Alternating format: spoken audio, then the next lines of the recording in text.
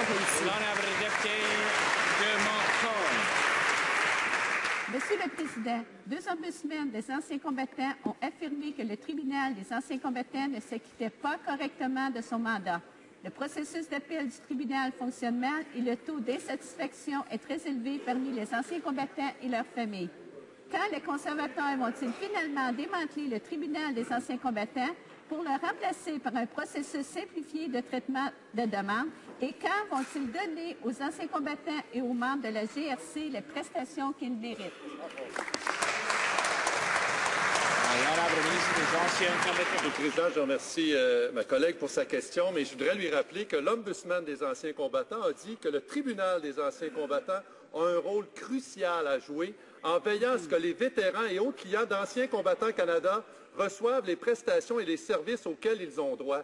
La question, c'est pourquoi les néo-démocrates veulent priver les vétérans d'un service légitime qui est donné aux vétérans avec des services juridiques gratuits. Alors, j'invite ma collègue à continuer à appuyer les efforts de notre gouvernement pour nommer des personnes compétentes au tribunal. Merci. Le député de London Fanshawe. Monsieur le Président, le gouvernement a un programme de paiement forfaitaire pour les anciens combattants, mais ce n'est pas juste. Ils reçoivent environ 10 de ce qu'ils pourraient recevoir avec les tribunaux ou avec le régime d'indemnisation en cas d'accident au travail. Ils doivent même lancer un recours collectif contre le gouvernement. Imaginez, Monsieur le Président, qu'après avoir tout risqué pour le pays, après tout cela, ils doivent se battre contre leur propre gouvernement en cours pour obtenir une pension juste. Pourquoi est-ce que le gouvernement ne fait pas ce qu'il faut pour s'assurer que les anciens combattants aient droit à ce qu'ils méritent? Le ministre des Anciens combattants. Merci, Monsieur le Président. Il est clair qu'après des années de négligence, nous avons pris des mesures sans précédent pour améliorer les prestations aux anciens combattants. Voilà ce qu'il en est.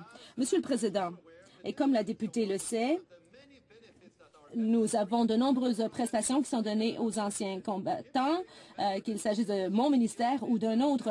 Un ancien combattant qui est blessé peut recevoir jusqu'à $1 demi-million et 50 000 par année. Pourquoi? Parce que notre objectif, c'est de s'assurer qu'ils puissent faire une transition sans heurts vers la vie civile. Les anciens combattants le dénoncent depuis longtemps et le vérificateur général est venu le confirmer la semaine dernière. Lorsque les membres des Forces canadiennes blessés ou malades quittent les forces, ils doivent surmonter une bureaucratie longue, laborieuse et très compliquée. Même le personnel ministériel trouve que les critères d'admissibilité ne sont pas assez clairs. Au lieu de répéter les mêmes discours en chambre, pourquoi le ministre n'est-il pas plus à l'écoute des préoccupations du vérificateur général et des anciens combattants? Madame la ministre des Anciens combattants.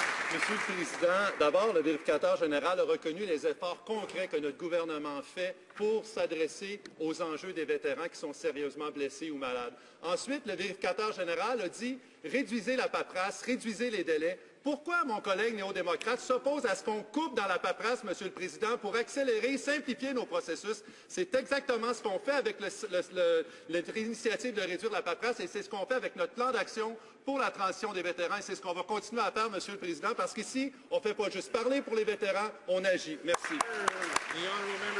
Le député de Sackville-Eastern Shore. Monsieur le Président, il y a beaucoup de membres du personnel de la GRC ou de l'armée qui finissent sur l'assistance à l'invalidité du Canada. Mais malheureusement, c'est déduit de tout autre paiement qu'ils reçoivent. Alors qu'ils sortent de la GRC ou de l'armée, le fardeau financier demeure le même.